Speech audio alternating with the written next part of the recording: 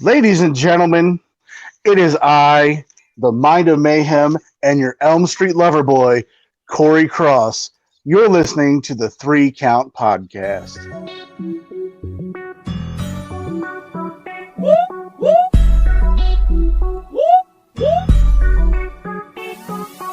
I'm in fashion, heroic cold. Welcome everybody to another great edition of the Three Count Podcast presents Now Entering the Ring, and I'm your host, Clifford Red Dog Miller. That's right, the man that leads you up this mountain called wrestling. You could call me your Sherpa. You should be calling me your Sherpa by now, okay?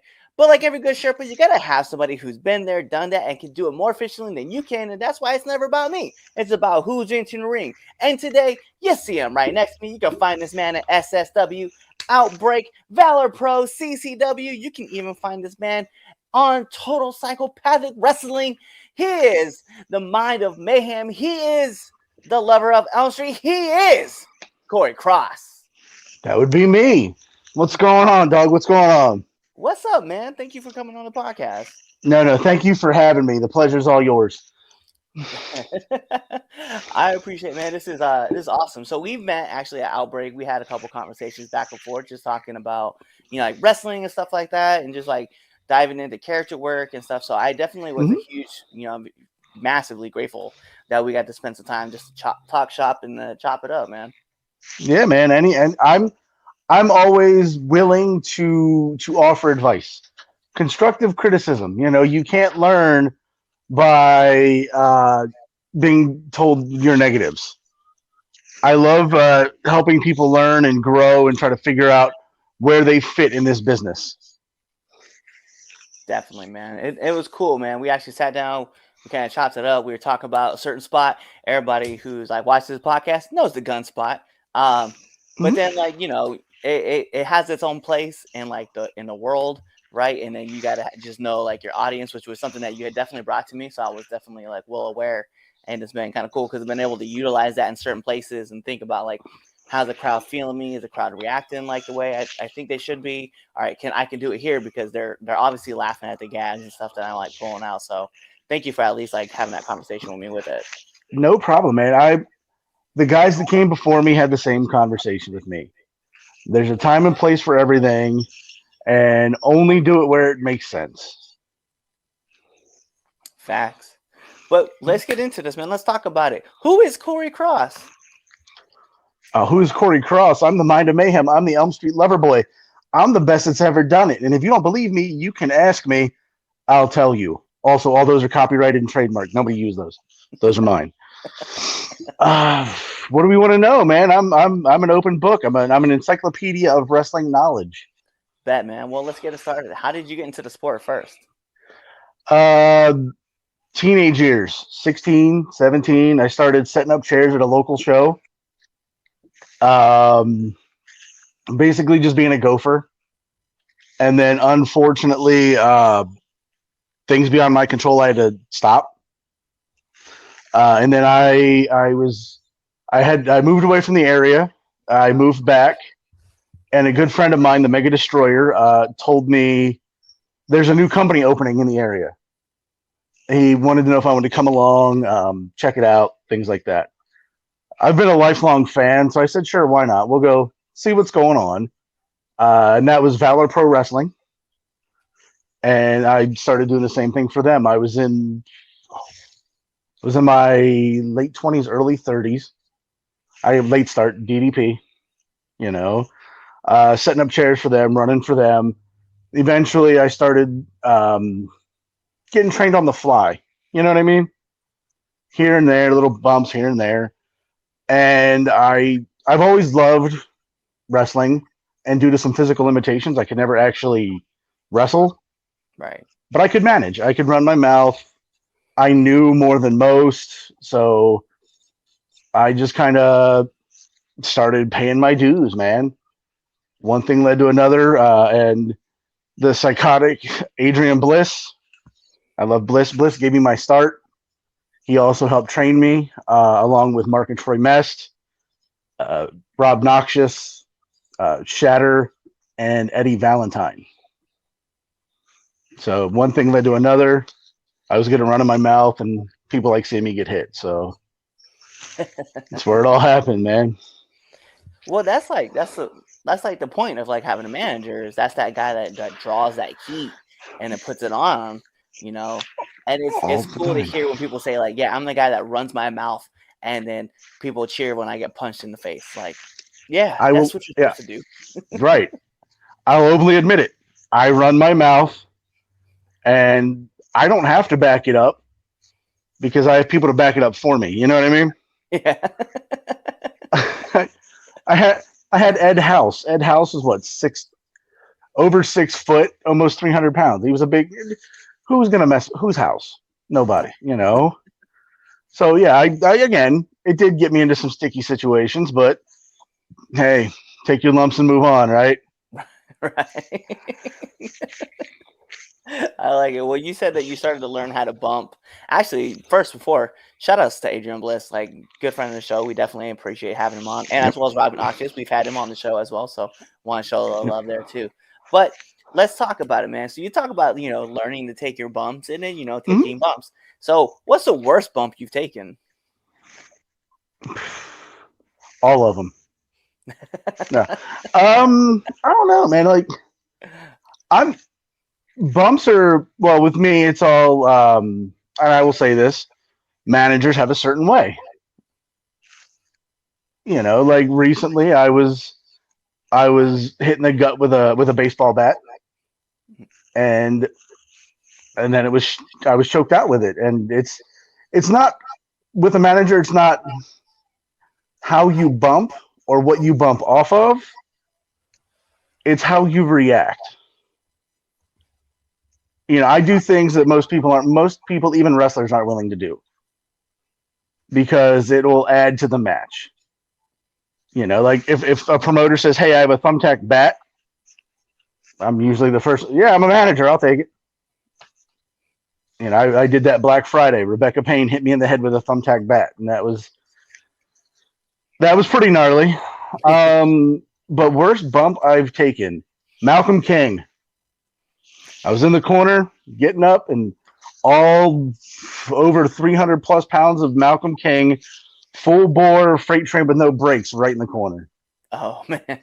Right in the corner, man. Nowhere to go but just eat it. Yeah. And that hurt to breathe for about 3 months.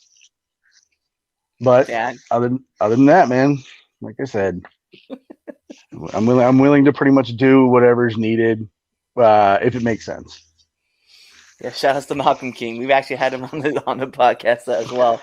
And yeah, I remember like the one thing he used to tell me all the time was he's like, I love soup, but I hate crackers. That is the best ever. Like I have my gimmicks, I have my taglines, I have my spiel, the whole nine. But that goes down as one of my favorites. Yeah, definitely for me. So, all right. Well, I was gonna ask you what's the hardest you've been hit, but clearly it sounds like you've taken a couple of them, and one of them Mhm. sounds like a thumbtack bat. So I'm just curious, man. Like, what else gnarly things have you been hit with? Your typical like tack bats, things of that nature, chairs. One of the worst, Eddie Valentine. I love Eddie. I love Eddie to death. Just straight left hand right in the mouth. Just straight right in just spit blood on the floor. I know it sounds gross, but yeah, like that was one of the worst. I checked my teeth for that one. I was in a ring working with a friend in a practice match, and he was just starting to get back into the groove of things. And he's like, "Hey, I'm just gonna throw this strike, and I'm gonna hit you with a forearm like right afterwards." I was like, "Cool, whatever." So Yeah, we're in the moment, and I know it's coming. And he's like, I'm trying to find a range. No, just dead straight to the mouth. dude, that's the worst. Like, it's coming. Like, there's a guy, J Cat. I love Joey to death. From CCW, guy's 5 foot tall and built like a cinder block, and he throws forearms like Frank Thomas swings a bat. Damn. And I was like, "Yeah, give me one." We were in training. I was like, "Just give me one." Show the new trainees how to do it, and my all four molars at the same time are rocked, man. Damn. Yeah. That was the one thing too, and it's funny because like during like our match, right, like that I had with this person, I just started fucking with him the whole time, talking about like Oh, yeah. I was like I see dots, like, and he's like, It's the "Do you best. really?" I was like, "No, shut up and hit me."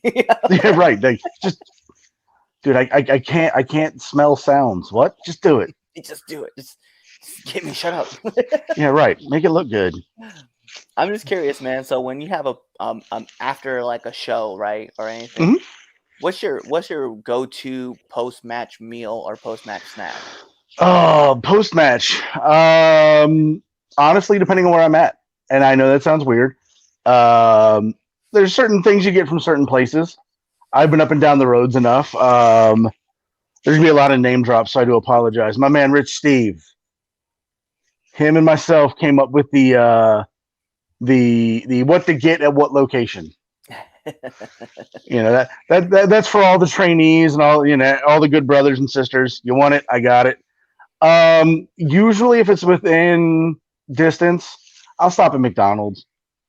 Two double cheeseburgers and a sweet tea with no ice, and I'm good for whenever. Yeah, usually just something quick and easy because I want to get home. Right. We used to go out a lot, but with COVID and life and people moving on in separate ways and all that. Yeah, anything quick and easy so I can just do my thing, say goodbyes, thank everybody, get the envelope, and go home.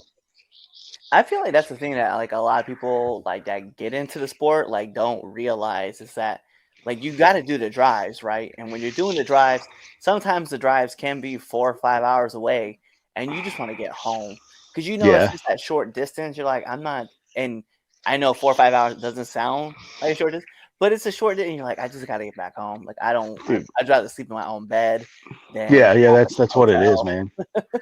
Dude, I used to go to Connecticut uh, once every 2 months, and yeah, it's a 5 hour drive, and I'm just like, I need that. I want to go home.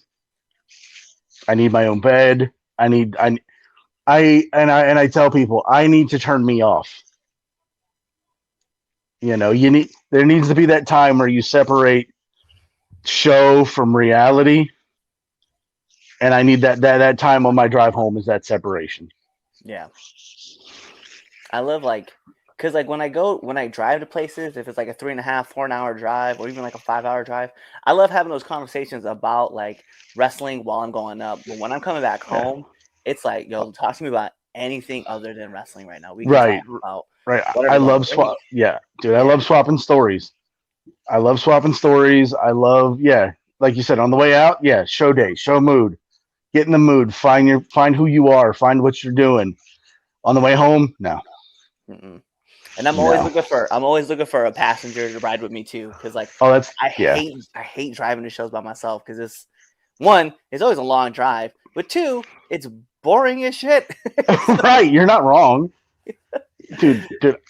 Podcasts were my best friend, Right. and then the podcasts I listen to are just all right. Well, this is the same shit over and over and over and over and over again. So, but no, a passenger or two definitely makes the trip.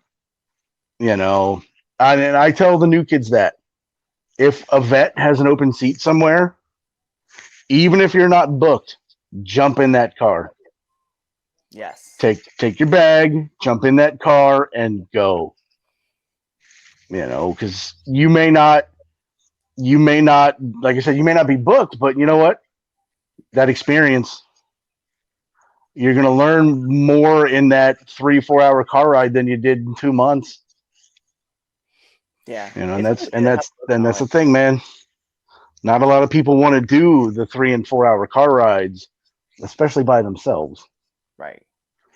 We did. I was out in Indiana in November, and that's an 8 hour. That's 8 hours one way. There were three of us, but still, that was 8 hours one way, 16 hour round trip. Yeah, but yeah, just get in the car and go. Yep. Just And go. don't stop the car. Just drive. I think that's what Bob Evans says all the time. Brutal Bob Yep. Evans. He's just like, get in the car. He's like, the fastest way to get home, just take shifts. If you got to Yeah, pull over and let somebody else drive, but just get home. dude, yeah. Uncle Bob is the best, man. I love learning from him. I love sitting down and trying to pick his brain about anything. But yeah, just your own bed is better than any hotel. Fact. That's how I look at it. So I'm curious, man. Like, what's been like one of the hardest lessons you've had to learn so far in your wrestling career? Shut up. Humility. You're gonna go out there and you're gonna pretty much make an ass of yourself. And if your trainer tells you to do something, you're gonna do it, and they're doing it for the betterment of you. You know, I learned that early on. I had a problem with why. Why was my problem? Why? Why am I doing this? Why are we doing that? Why are we doing that? Why are we doing this? Why are we doing that? And eventually, I asked Adrian Bliss why one too many times, and he was done, and he made an example of me, and you know, okay, cool, and ears and eyes open, eyes open, mouth shut. That's the biggest thing that was hard for me to learn, because I'm inquisitive by nature, and I want to know, okay, why? Okay, why? I was new to the business, and I asked a vet a question about an angle he was involved in back in the 90s, and he ignored me and walked away. And I was like, kind of took the wind out of the sails, you know. So I stood there later on that night and listened to him talk to somebody else for 2 hours. I just stood there, ears open, eyes open, mouth shut.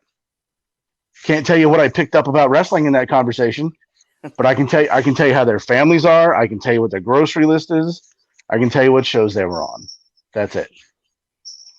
But yeah, just ears open, eyes open, mouth shut. And this business will take more from you than it will ever give back. Yeah. I like to sit around with a pad and a pen and just write down shit that I observe. Dude, yeah, that's all. I help with Fort Noxious Training Center, which is affiliated with Classic Championship Wrestling and Rob Noxious. That's one of the big rules we tell the kids. I say kids because I'm an old man. I'll be 40, man. I'm an old man. I'm old in this business. Bring a notebook. Bring a pencil. Write everything down. And tape study. That's yeah. But yeah, man, that's. I feel like that's my number one problem. Like, I don't get to do a lot of tape study, but what I do, and that's kind of a weird sentence, is I watch a lot of, like, I got to go back and watch more. I don't want to say classic because that's not the right word to say, but a lot of like older wrestling from like 80s and 70s, 80s, and 90s.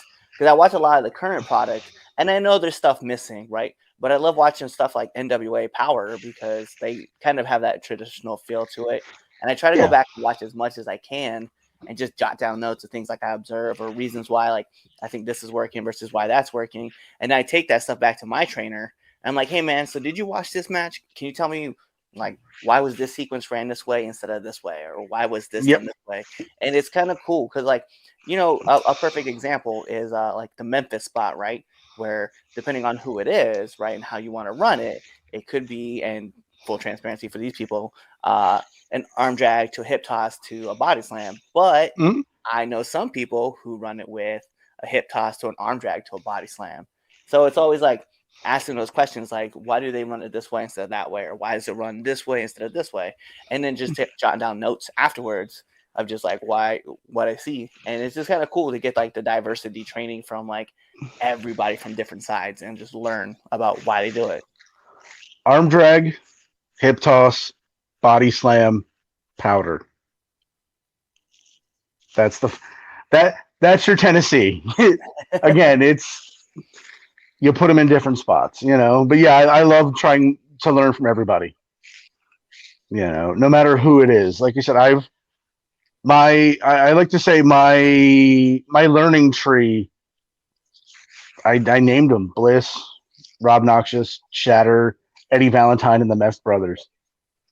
That's where I sat and just listened for hours, and I still haven't. I've been around 10 years, something like that, and I still haven't like scratched the surface. But yeah, man, It's that's like, what yeah, it is.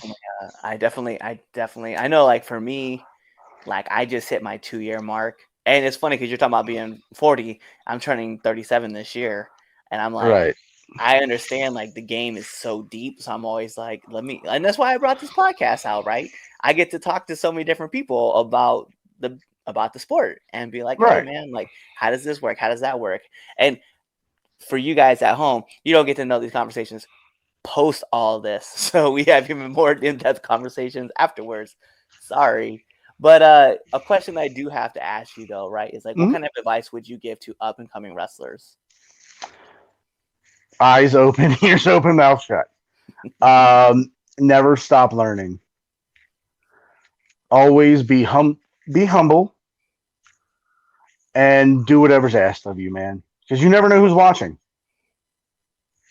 If somebody asks you to help with the ring, help with the ring. Somebody asks you to set chairs up, set chairs up. If you see two vets talking, just kind of stand there. Don't interrupt, but just listen. Learn whatever you can from whoever you can. I to this day somebody will say something, and there's things like I said I don't know. There's just random little shit that they'll Mark threw out. Oh, Mark Mess threw out one time about Shawn Michaels chewing gum. I was like, oh yeah, he full transparency calls when his hair's in his face. That's how he calls it. No, he talks as he's doing it. And then I went back and watched, and I was like, son of a bitch, you know. But yeah, just try your best to make drives. Learn anything from anybody, no matter how minuscule you think it is. In the long run, it's far beyond anything you'll ever imagine.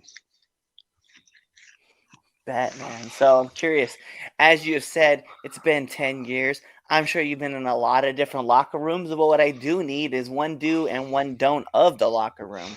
Oh man, do let's do the don't first. Let's do the don't first. Don't move anybody's bag. We we ran into an issue in Delaware. I was helping with a company in Delaware, Rampage Pro Wrestling, um, and it was myself, Rich, Steve. We kind of had our corner, and that was, I hate to say, but that you're there so often that kind of becomes your area. We had somebody come in and start moving bags out of the area. Yeah, don't move stuff that's not yours. Do not, because that's a no. That's one of the to me that's a big no. Don't move anything that's not yours. Always ask to move it. I still to this day always offer my chair to vets. So people that are my veterans, and if I'm sitting there, I still offer my chair to them. And then the one of the big do's, first and foremost, shake everybody's hand and thank them. I don't care who it is. I don't care if it's the promoter, the promoter's wife. Don't piss off the promoter's wife. Don't piss her off, because then she's worse than the promoter. I hate to say that, but the majority of the companies I've worked for or with, the promoter's wife is the end all be all. She is the boss.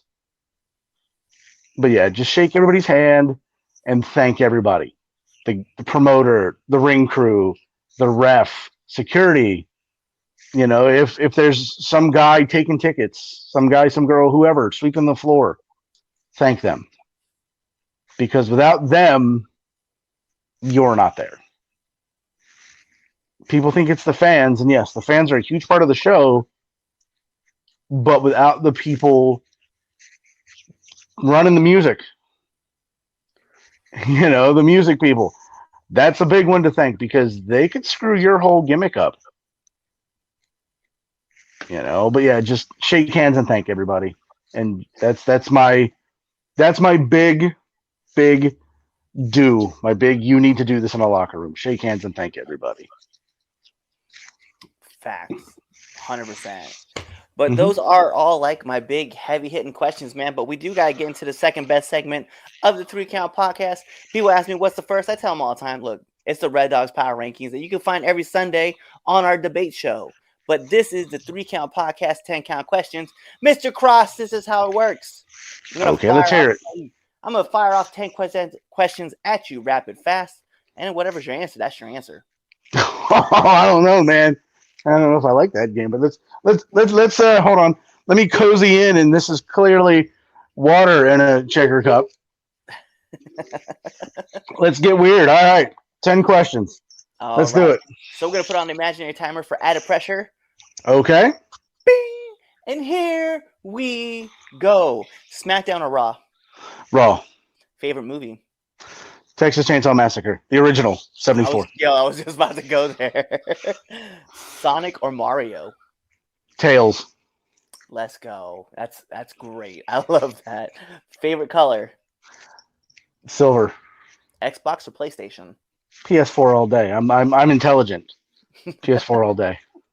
Favorite submission? Submission. Oh God, there's so many. I'm in the encyclopedia. Dragon Sleeper. There we go. I like that. Marvel or DC? Marvel. Just I'm a Batman fan, but Deadpool, Marvel. Yeah. Favorite podcast? Favorite podcast? Honestly, depending on my mood, I'll get heat, and I don't care. I like Cornet's Drive Through. I mean, the 3 Count podcast is pretty good because they have me on. That's the cheap plug. But yeah, dude, my likes are so varied. I just kind of listen to, I have history, all sorts of stuff. So I can't pick one at the moment. Nominate one person that you want to see on this show. On this show, one person. As much as it would pain me, Brother Aaron from the Truth Serum from CCW. That guy painted my ass, but I want to see him. He needs to get what he deserves. I love Brother Aaron. He actually has been on this show. So has he? I'm sorry, I didn't do my homework. No, it's fine. It's fine. Who I want to see? Me again. Let's do it again. Okay, bet we run around 2. That's fine with me. Let's do it. Last but not least, my favorite question to ask every single person who comes on this podcast: favorite curse word? Damn hell ass. Damn hell ass. Damn hell ass. Because I mean, you get your typical. I don't know how much we can push the envelope, but the F word. People throw it around like an Oxford comma, so it loses all its inflection. But damn hell ass, yes. Listen, a good fuck is every once in a while. You gotta just drop that bomb. I mean, depending on the show. Yeah. You get one. You get one, kid. You get one. So full transparency, I was at a show and they told me like, hey, like watch the cursing, right? And I was like, bet, right? And I was like, fine, right? So I get put into a wrist lock and I just went, damn it, right? And I grabbed the wrist, and I hear someone in the back, right, loud as shit, language, and I just look back, dang it. See, I worked with Ed House for years. So if anybody knows Ed House, that's language. Yeah. Let's tell me and Ed House on a live mic just to be PC and PG. That's awesome. Yeah. Yeah, we'll get heat. It's fine. Bet. Well, those are all my questions that I have for you. But the only thing we really need to do is let our viewers and our listeners know where they can find you. I don't want to say, like, I'm not as up on the tech as all the other guys are. I have a Facebook. You can find me Kory Cross, KoryCross. Instagram's linked to the Facebook. I have don't look at my Reddit or my Tumblr. And my OnlyFans is $5.99 a month. You can find me Chunky Lover at AOL.com. There you go. You have all of his stuff. He's told you what that is. And like every good wrestling match, you got to take it home because this is the 3 Count Podcast presents Now Entering the Ring, and I'm your host, Clifford Red Dog Miller. That's right, the man that leads you up this mountain called wrestling. But like every good Sherpa, which you should call me, you got to have someone who's been there, done that, and can do it more efficiently than you can. That's why it's never about me. It's about who's entering the ring. And right next to me, you see him. He's here, Kory Cross. So you guys know what to do. Tune in to the next episode and be there, or you just wait for this episode to end, you wait for that outro, and then you choose another episode to listen to. Peace. What's going on, 3 Count Nation? I'm Clifford Red Dog Miller with the catchphrase.